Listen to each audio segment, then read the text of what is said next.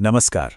हम जो सांस हर पल लेते हैं, वो क्या सिर्फ हमें जिंदा रखने के लिए है, या फिर उसमें कोई ऐसा गहरा राज छिपा है जिसे हम जानते ही नहीं? आज हम प्राणायाम के पीछे के विज्ञान को समझने की कोशिश करेंगे। ये सिर्फ सांस लेने छोड़ने की कोई कसरत नहीं है, बल्कि ये अपने अंदर की शक्ति को जगाने का एक बहुत ही पावरफुल तरीका है। तो चलिए इस सफर की शुरुआत करते हैं। सोचिए, महर्षि पतंजलि जैसे महान ऋषियों के लिए प्राणायाम कोई आम शारीरिक क्रिया नहीं थी। वो इसे एक ऐसे औजार की तरह देखते थे जो हमारे मन पर छाए हुए कंफ्यूजन और तनाव के अंधेरे को हटाता है और हमारे अंदर जो ज्ञान का प्रकाश है उसे बाहर लाता है। आज के इस सफर में हम 5 पड़ावों से गुजरेंगे। सबसे पहले तो ये समझेंगे कि प्राणायाम आखिर सांस लेने से कहीं बढ़कर क्यों है। फिर जानेंगे कि ये मन की शक्ति को कैसे अनलॉक करता है और इसके 4 कदम क्या हैं। और हाँ, आखिर में हम इसे अभ्यास करने के तरीके और इरादे की शक्ति पर भी बात करेंगे। तो पहला सेक्शन, प्राणायाम श्वास से बढ़कर। आखिर प्राणायाम की नींव क्या है? देखिए, ये एक बहुत ही सरल लेकिन गहरी सच्चाई पर टिका है कि हमारा शरीर और हमारा मन, ये दोनों आपस में जुड़े हुए हैं, और अगर एक को साधा जाए तो दूसरा अपने आप सध जाता है। ये एक सीधा सा सिद्धांत है ना? जो चीज शरीर को फायदा पहुंचाएगी, वो यकीनन मन को भी फायदा पहुंचाएगी। प्राणायाम का असर सिर्फ फेफड़ों तक नहीं रहता, बल्कि इसका हमारे मन पर बहुत ही गहरा, एक असाधारण असर पड़ता है। क्योंकि शरीर और मन दो अलग अलग चीजें नहीं हैं, बल्कि एक ही सिक्के के 2 पहलू हैं। सेक्शन 2, मन की शक्ति का अनावरण। तो सवाल यह है कि शरीर को साधने से मन को क्या फायदा होता है। चलिए देखते हैं कि कैसे ये साधारण सा दिखने वाला अभ्यास हमारे मन और चेतना की गहराइयों को छू सकता है। यहाँ पर देखिए, मन की 2 अवस्थाओं में कितना बड़ा फर्क है।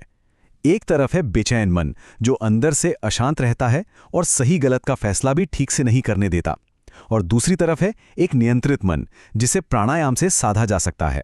ये न सिर्फ कॉन्सेंट्रेशन और प्रोफेशनल सक्सेस दिलाता है, बल्कि जिंदगी के हर पहलू में असाधारण क्षमताएं भी डेवलप करता है।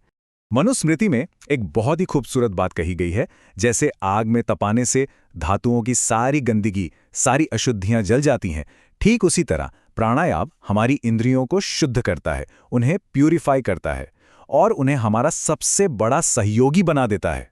और सोचिए, जब इंद्रियां शुद्ध और हमारे कंट्रोल में होती हैं, तो इसके फायदे असल जिंदगी में दिखने लगते हैं।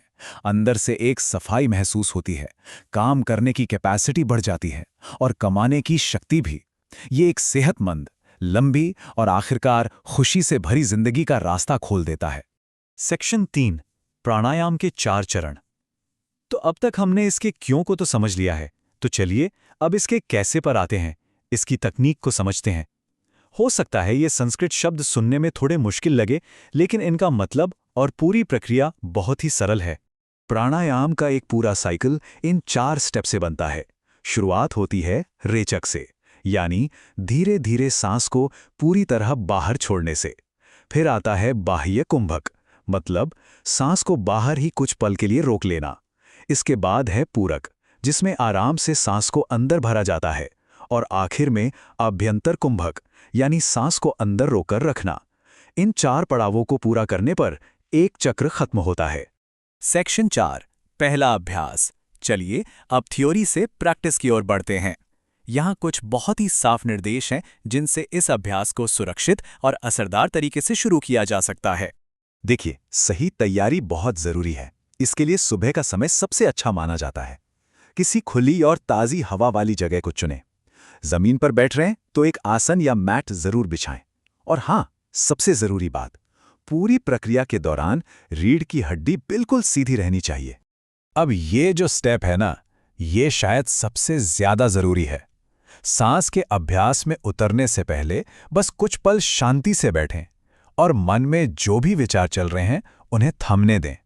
चित्त को पूरी तरह शांत, एकदम शांत होने दें। यहां एक बात का खास ख्याल रखना है, प्रगति हमेशा धीमी और नेचुरल होनी चाहिए, ठीक वैसे ही जैसे एक पौधा धीरे धीरे बड़ा होता है। सांस के साथ कभी भी जबरदस्ती नहीं करनी है, ऐसा करने से फायदे की जगह नुकसान हो सकता है। धैर्य के साथ अभ्यास करने से क्षमता अपने आप बढ़ती जाएगी। सेक्शन 5, भावना की शक्ति। अब एक बहुत ही शक्तिशाली तकनीक पर आते हैं। जैसे पारंपरिक मंत्र काम करते हैं, ठीक उसी तरह एक केंद्रित इरादे, या भावना की शक्ति का इस्तेमाल करके इस अभ्यास को और भी गहरा बनाया जा सकता है। तो पूरक के दौरान यानी सांस अंदर लेते समय ये महसूस करें, ये भावना करें कि प्रकृति की सारी अच्छी, सारी पॉजिटिव एनर्जी शरीर के अंदर आ रही है। जब सांस अंदर रुकी हो यानी आभ्यंतर कुंभक में, तो ये सोचें कि वो पॉजिटिव एनर्जी शरीर के हर एक हिस्से में, हर एक सेल में फैल रही है, उसे नई ऊर्जा दे रही है। रेचक के साथ यानी सांस छोड़ते समय ये कल्पना करें कि शरीर और मन के सारे विकार, सारा तनाव, सारी अशुद्धियां सांस के साथ बाहर निकल रही हैं। और आखिर में बाह्य कुंभक के दौरान जब सांस बाहर रुकी हो, तो इस विचार को पक्का करें कि सारी नेगेटिविटी बाहर जा चुकी है और अंदर आने का दरवाजा अब उसके लिए पूरी तरह से बंद है। तो शुरू कैसे करें? बहुत आसान है। शुरुआत में 10 चक्र का अभ्यास ही काफी है। फिर धीरे धीरे जैसे जैसे एक क्षमता बढ़े, हर दिन एक एक चक्र बढ़ाया जा सकता है। तो सवाल यही उठता है कि अगर इस सरल से अभ्यास को रोजाना किया जाए तो ये चेतना के कौन से अद्भुत रहस्य सामने लाएगा? और इसका जवाब किसी किताब में नहीं मिलेगा, वो तो खुद के अनुभव में ही छिपा है।